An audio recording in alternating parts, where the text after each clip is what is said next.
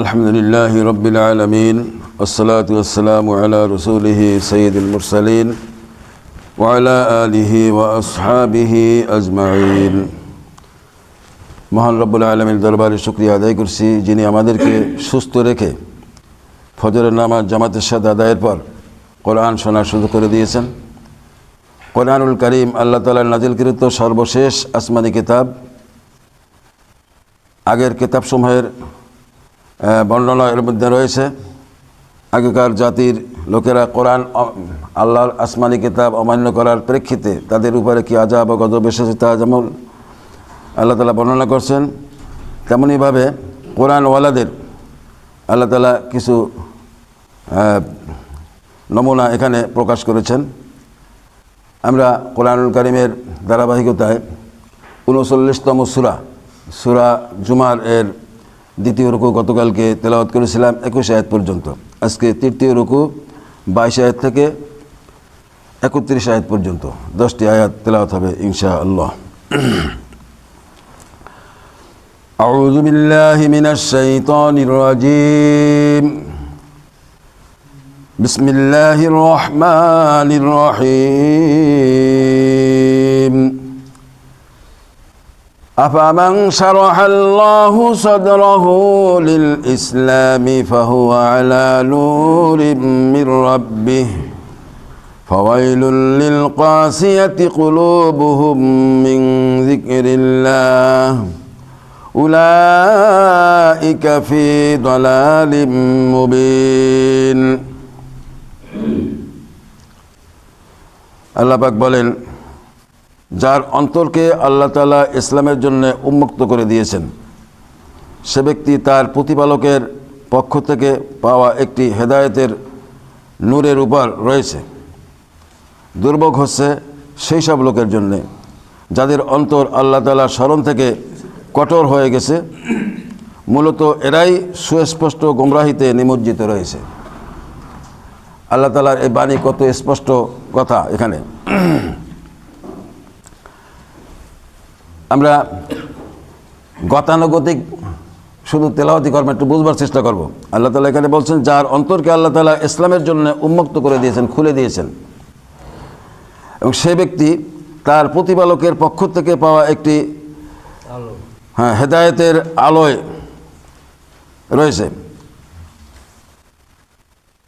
দুর্ভোগ হচ্ছে সেই সব লোকের জন্য যাদের অন্তর আল্লাহ তাআলার স্মরণ থেকে কঠোর হয়ে গেছে। মূলত এরাই সুস্পষ্ট গোমরাহিতে নিমজ্জিত।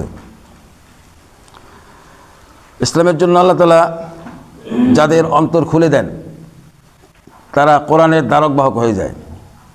আল্লাহ তাআলার পক্ষ থেকে প্রাপ্ত নূর, এই হলো আল কোরআন। এই আলোতে যারা রয়েছে তারা সঠিক পথে আছে। আর আল্লাহ তাআলা বলছেন যে দুর্ভোগ হচ্ছে সেই সব লোকের জন্যে যাদের অন্তর আল্লাহ তাআলার স্মরণ থেকে কঠোর হয়ে গেছে। আল্লাহ তাআলার স্মরণ অর্থাৎ এই কোরআনুল কারীমের অনুসরণ করে না, কোরআনে কি বলছে সেই দিকে খেয়াল করে না, মুরব্বী কি বলছে সেই দিকে, কোন নেতা কি বলল, কোন পীর সাহেব কি বলল, সেই দিকে ধাবিত হয়। কিন্তু কোরআনুল কারীম সবসময় মহাব্বত করে এতটুকু বললে সওয়াব হবে, হয়তো বা এতটুকু তেলাওয়াত সে করলো অথবা তেলাওয়াত জানেই না। তো আল্লাহ পাক বলছেন যে দুর্ভোগ হচ্ছে সেই সব লোকের জন্য যাদের অন্তর আল্লাহ তাআলার স্মরণ থেকে কঠোর হয়ে গেছে। এরাই সুস্পষ্ট গোমরাহিতে।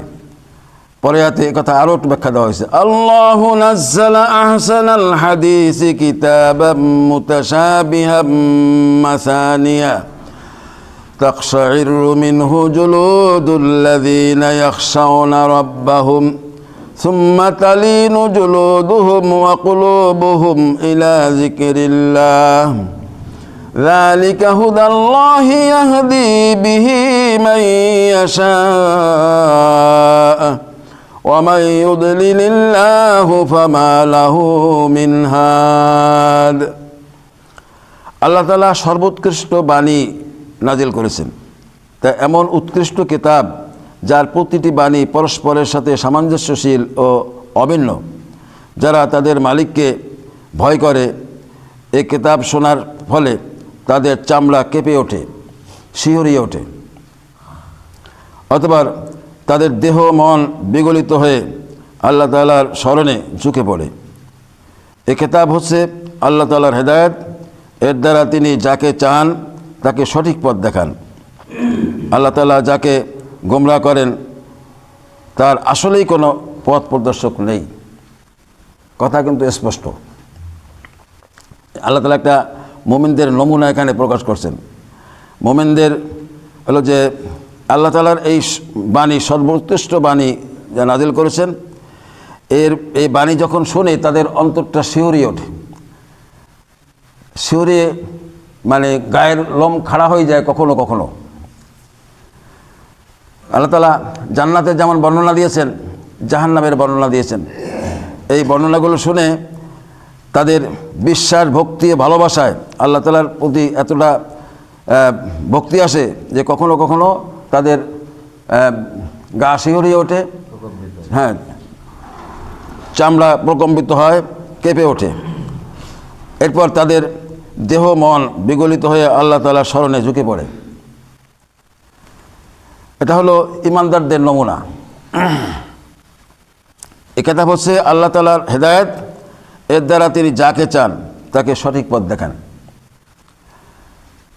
এই সঠিক পথের জন্য কোরআনকে বাদ দিয়ে অন্য কোনো পথ মত, অন্য কোনো গলিপথ নাই। চোরাই এমন কোনো গলি নাই যেই পথ ধরে আল্লাহ তাআলাকে পাওয়া যাবে।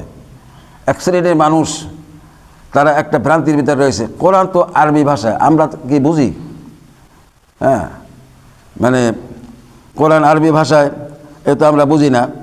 বরং যেটা সহজ পথ, আর কোরআনের ভিতরে জিহাদের কথা আছে না? বাতিল শক্তির বিরুদ্ধে শক্ত অবস্থান নেওয়া, অস্ত্রে সজ্জিত হয়ে তাদের মোকাবিলা করা, এসব কথা রয়েছে। তো এইসব কথা শুনলে মানতে হবে। মানতে গেলে পর তো মারামারি বাঁধবে, মানুষের সাথে এক শ্রেণীর মানুষের রোশানলে পড়তে হবে। এরকম একটা চিন্তা ভাবনা করে ওর থেকে হ্যাঁ, ওই সহজ যে পথে মানে কোনো জিহাদ নাই, ঝুঁকি নাই, ঝামেলা নাই, হ্যাঁ, মুরব্বীরা যা বলে ওই শুনবো, যা হয় হবে পরকালে, এই শ্রেণীর মানুষ হলো আসলে বিপদগামী। আল্লাহ তাআলা বলছেন, অমাইয়ুদলিলিল্লাহু ফামা লাহু মিন হাদ।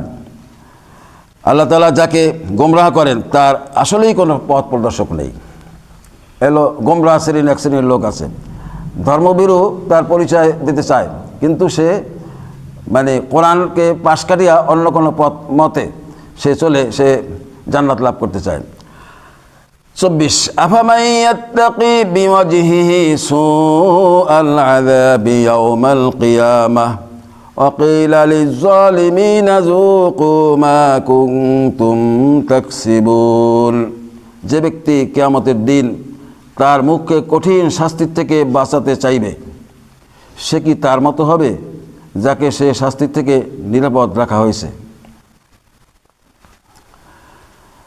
সেদিন জালেমদের বলা হবে, তোমরা দুনিয়ায় যা কামাই করেছিলে আজ তারই মজা ভোগ করো। ওয়াকিলা লিয-যালিমিনা যুকু মা কুনতুম তাকসিবুন।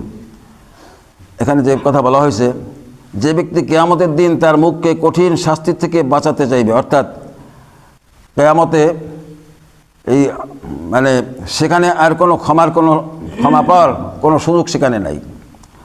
তো সেই আল্লাহ তাআলার আদালতে যখন অপরাধী সাব্যস্ত হয়ে মুখমণ্ডলকে আল্লাহ তাআলা বেশি তাপদাহ দ্বারা প্রজ্বলিত করবেন মুখমণ্ডলকে। এই জন্য মুখমণ্ডলের কথা বলা হয়েছে যে হ্যাঁ, মুখমণ্ডল বাঁচাইতে চেষ্টা করবে। আর যে ব্যক্তিকে আল্লাহ তাআলা এর থেকে নিরাপদ রাখছেন তারা সমান নয়। নিরাপদ রেখেছেন যারা কোরআন অনুযায়ী যারা জীবনযাপন করেছে, আল্লাহ তাআলার হেদায়েতের বাণীর আলোকে যারা চলেছে, তো তারা এক সমান নয়। আর সেদিন জালেমদের বলা হবে, দুনিয়ায় যা কামাই করেছিলে, কোরআনের বিরুদ্ধে অবস্থান নিয়ে, আমার বাণীর বিরুদ্ধে অবস্থান নিয়ে তুমি যে যা করতে তার মজা এখন ভোগ করো, এখান থেকে মাপ পাওয়ার কোনো সুযোগ নেই। কাযযাবাল্লাযীনা মিন ক্বাবলিহিম ফাতাহুমুল আযাবু মিন হাইসু লা ইয়াশউরুন। তাদের আগের লোকেরাও নবীদের উপর মিথ্যা আরোপ করেছে, অথবা এমন দিক থেকে আল্লাহ তাআলার আযাব তাদের উপর এসে তাদের গ্রাস করলো যে তারা টেরই পায়নি। فأذاقهم الله الخزي في الحياة الدنيا ولعذاب الآخرة أكبر لو كانوا يعلمون। আল্লাহ তাআলা তাদের দুনিয়ার জীবনে অপমানের মজা উপভোগ করালেন, তাদের জন্য আখিরাতের আযাব হবে আরও গুরুতর। কত ভালো হতো যদি তারা কথাটা জানতো। আল্লাহ তাআলার এই ফরমান অমান্য করার প্রেক্ষিতে দুনিয়ার জীবনে ভোগ অতীতে হয়েছে, আরও হতে থাকবে। যদি কোরআনের বিপক্ষে অবস্থানকারী কোনো ব্যক্তি, কোনো দল, কোনো গোষ্ঠী অবস্থান নেয়, তা তাদের অপমান, একজন মানুষকে মেরে ফেললে তো যখন তখন ধরেন মেরে ফেললো, কিন্তু যদি জীবিত থেকে পালাইয়ে বেড়াতে হয়, কখন ধরে কখন যেন গুলি আসে, কখন যেন আমার মানে সেই রিমান্ডে যেতে হয়, কখন যেন আমার কত শাস্তি হয়, কখন যেন ধরা পড়লে ফাঁসি হয়, এই আতঙ্ক নিয়ে কোটি কোটি টাকার মালিক হওয়া সত্ত্বেও এই আতঙ্ক নিয়ে পালাইয়ে বেড়ানো, এটা আরও যন্ত্রণা, আরও যন্ত্রণা। আল্লাহ তাআলা বলছেন এই দুনিয়ার জীবনের শাস্তি তো রয়েছে, আর পরকালের শাস্তি এর থেকে আরও বেশি রয়েছে। 27 ওয়ালাকাদ যারাবনা লিন-নাসি ফি হাযাল কুরআনি মিন কুল্লি মাসালিন লাআল্লাহুম ইয়াতাযাক্কারুন। আমি এই কোরআনে মানুষদের বোঝানোর জন্য সব ধরনের উদাহরণ পেশ করেছি, যাতে করে তারা উপদেশ গ্রহণ করতে পারে। আল্লাহ তাআলা এখানে উদাহরণের কথা বলছেন, যে ওয়ালাকাদ যারাবনা লিন-নাসি ফি হাযাল কুরআনি মিন কুল্লি মাসাল। আমি মানুষকে বুঝবার জন্য, সঠিক পথ প্রাপ্তির জন্য, হেদায়েতের আলো পাওয়ার জন্য আমি কোরআনে সব ধরনের উদাহরণ দিয়েছি। কোরআনুল কারীমে মাকড়সার কথা আছে না? সূরা আনকাবুত, মাসালুল লাযীনা ইত্তাখাযু মিন দুনিল্লাহি আউলিয়া কামাসালিল আনকাবুত। হ্যাঁ, আল্লাহ তাআলা বলছেন যে যারা সত্য বিমুখ, কোরআনকে যারা বাদ দিয়ে অন্য কোনো পথ মতে চলে, তাদের দৃষ্টান্তটা হলো ওই মাকড়সার জালের মতো। ওরা কোরআনওয়ালাদের বিরুদ্ধে অবস্থান নিয়ে তাদেরকে মিটিয়ে দিতে চায়। তো আল্লাহ তাআলা বলছেন যে এই দুনিয়ায় যেমন সবথেকে দুর্বল ঘর হলো মাকড়সার ঘর। ওরা এরকম যে ঘর বানাচ্ছে, এগুলো বাতাসেই উড়ে যায়। মোমেনরা যদি সম্মিলিতভাবে প্রচেষ্টা চালায়, ওদের ষড়যন্ত্র ওদের সব ব্যর্থ হয়ে যায়।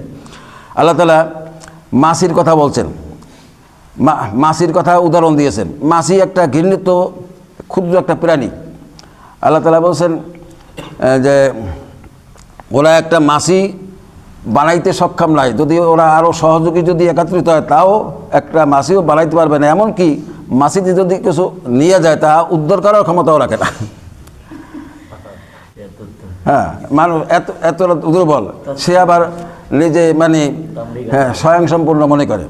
আল্লাহ তাআলা বলছেন যে আল্লাহ তাআলা এই আয়াত দ্বারা বলছেন যে আল্লাহ সব ধরনের উদাহরণ আল্লাহ তাআলা পেশ করেছেন, যাতে মানুষ হেদায়েত লাভ করতে পারে, মানুষ যাতে সঠিক পথ পেতে পারে। কুরআনান আরাবিয়্যান গায়রা যী ওয়াজিল লাআল্লাহুম ইয়াত্তাকুন। এই কোরআনকে আমি বিশুদ্ধ আরবি ভাষায় নাজিল করেছি, এতে কোনো জটিলতা নেই। আশা করা যায় তারা আল্লাহ তাআলার নাফরমানি থেকে বাঁচতে পারবে। আল্লাহ তাআলা বলছেন যে এর ভিতরে কোনো জটিলতা নাই। আরবি ভাষায় নাজিল করেছি, বিশুদ্ধ আরবি ভাষায়, কোনো জটিলতা বক্রতা নাই। কিন্তু এক শ্রেণী মানুষ বলে কোরআন কি আমরা বুঝি নাকি?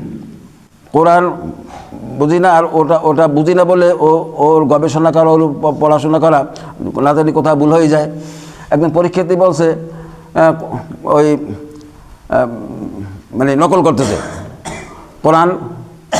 কোরআন এই পৃষ্ঠা মানে ছেড়ে নকল করতেছে। তার জিজ্ঞাসা করলে বলছে যে স্যার, কোথাও কোরআন তো কোথাও ভুল হয়ে যায়, তাহলে গুনাহ হবে, সেই জন্য আমি দেখে লিখছি।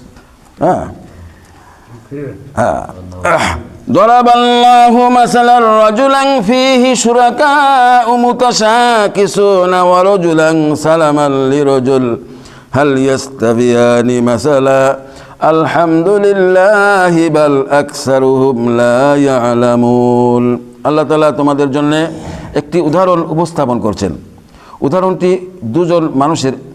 এদের একজন হচ্ছে গোলাম, যার বেশ কজন মালিক রয়েছে, যারা আবার পরস্পর বিরোধী। প্রত্যেকেই গোলামটিকে নিজের দিকে টানতে চাচ্ছে। আরেক ব্যক্তি যে কেবল একজনেরই গোলাম, তুমিই বলো এই দুজন কি সমান হবে? না, কখনো সমান নয়। সমস্ত প্রশংসা আল্লাহ তাআলার, কিন্তু তাদের অধিকাংশই জানে না। দেখেন, আরও একটি উদাহরণ আল্লাহ তাআলা পেশ করছেন। কোনো গোলামের অনেকগুলো মালিকদের পরস্পর আবার বিরোধী অবস্থান রয়েছে, তো এরা সবাই ওই গোলামকে নিজের দিকে টানতে চাচ্ছে। এই ব্যক্তির অবস্থা আর যে কেবলমাত্র শুধুমাত্র একজন আর গোলাম, এই দুইজনের অবস্থা কি সমান হবে? আল্লাহ তাআলা বুঝাচ্ছেন এই যে যারা আল্লাহর পরিবর্তে অন্যদেরকে অভিভাবক উপাস্য রূপে গ্রহণ করেছে, তো তাদের অবস্থা তো এই, সবাই সেদিকে টানতে চায়। আর এরা হাসরের ময়দানে এমন একটা বিপদগ্রস্ত হবে, সে কথা আল্লাহ পরবর্তী রুকুতে বলছেন, ইন্নাকা মাইতুন ওয়া ইন্নাহুম মাইতুন সুম্মা ইন্নাকুম ইয়াওমাল কিয়ামাতি ইনদা রাব্বিকুম তাখতাসিমুন। অবশ্যই তুমি মরণশীল, তারাও নিঃসন্দেহে মরণশীল। অথবা নিজেদের অপরাধের জন্যে একে অপরকে দায়ী করে তোমরা কিয়ামতের দিন তোমাদের মালিকের সামনে বাক বিতণ্ডা করতে থাকবে। আল্লাহ তাআলা এখানে বলছেন যে নিজের অপরাধের জন্য একে অপরকে দায়ী করবে তোমরা। হ্যাঁ, এরকম দায়ী করবে, সে কথা আল্লাহ কোরআনে বিভিন্ন জায়গায় কিন্তু ব্যক্ত করেছেন যে একজনে আরেকজনকে দায়ী করবে, আর এই নিয়ে বাক বিতণ্ডা করতে থাকবে যে এই তোর কারণেই তো আজকে এই জাহান্নামী হচ্ছি, তুই বলছিলি যে এই হ্যাঁ ওরা বেদান্তবাদ, ওরা জঙ্গি, ওদের সাথে মিশবি না, আমরা মানে মোটামুটি সঠিক পথে আছি, হ্যাঁ আমরা কি ইসলাম মানি না, আমরা কি নামাজ পড়ি না, আমরা কি নামাজে বাধা দেই, আমাদের সাথে থাকবি। এরকমভাবে তোমরাই বলছিলে, এই জন্য তোমাদের দিকে ঝুঁকে পড়ছিলাম। তোমরা বলছিলে যে ঘরে ঘরে চাকরি দেওয়া হবে, ঘরে ঘরে এই করবে, অমুক করবে, তমুক করবে, এই ধরনের সুযোগ সুবিধা তোমরা বর্ণনা করছিলে, এই ঝুঁকে পড়ছিলাম। তোমরা মাঝে মধ্যে আমাদেরকে পামপট্টি দিয়ে তারপর কোরআনওয়ালাদের বিরুদ্ধে অবস্থান নিয়ে তাদের বিরুদ্ধে কুৎসা রটনা করে তাদেরকে দেশ ছাড়া করার তোমরা পরিকল্পনা করছো, আমরা তাই করেছিলাম। তোমরা বলছিলে আগুন দাও, তোমরা বলছিলে মারধর করো, আমরা তাই করেছিলাম। আজকে তো সেই কারণে জাহান্নামী। হ্যাঁ, আর ওরাও জবাব দেবে, তোমরা অপরাধী ছিলে, আমরা এই আহ্বান করছিলাম, আমরা আমাদের ডাকে সাড়া দেছো। হ্যাঁ, তোমরাই তো অপরাধী ছিলে, তোমরা তো ভালো লোক ছিলে না, তোমরা তো এইসব সুযোগ খুঁজে বেড়াইতে যে কোন পথে চললে পর তোমরা চাঁদাবাজি, মস্তানি, টেন্ডারবাজি করে তোমরা বড় লোক হতে পারবে। হ্যাঁ, তোমরা সেই সুযোগ খুঁজে পেয়েছিলে। আমরা কি আমাদের আসমানি কেতাবের অনুসারী আমরা কি বলছিলাম? এই ধরনের ঝগড়া সেখানে হবে। আল্লাহ তাআলা বলছেন যে সেই ঝগড়া সেখানে আল্লাহর সামনেও সেখানে পরস্পর করতে থাকবে। আমরা এই কোরআন থেকে কোরআন শুধু মানে সওয়াবের উদ্দেশ্যেই পড়েই শেষ করব না, আমরা বুঝবার চেষ্টা করবো। আল্লাহ তাআলা বক্তব্যগুলো বুঝে সে অনুযায়ী নিজেরা সংশোধন হওয়ার এখনও সুযোগ আছে। আমরা সংশোধন হয়ে কোরআনের পথ ধরে চলি, কোরআন অনুসরণ করি, কোরআনওয়ালাদের সঙ্গে থাকি, আর কোরআনের বিপক্ষে অবস্থানকারীদের বয়কট করি। আল্লাহ তাআলা আমাদেরকে তৌফিক দান করুন, আমিন। আল্লাহুম্মা সাল্লি আলা মুহাম্মাদিন ওয়া আলা আলি মুহাম্মাদিন কামা সাল্লাইতা আলা ইব্রাহিমা ওয়া আলা আলি ইব্রাহিমা ইন্নাকা হামিদুম মাজিদ। আল্লাহুম্মা বারিক আলা মুহাম্মাদ ওয়া আলা আলি মুহাম্মাদিন কামা বারাকতা আলা ইব্রাহিম ওয়া আলা আলি ইব্রাহিমা ইন্নাকা হামিদুম মাজিদ। সূরা জুমারের ৩য় রুকু ২২ আয়াত থেকে ৩১ আয়াত পর্যন্ত। সূরা জুমার ৩৯ নম্বর সূরা। আল্লাহুম্মা আমিন।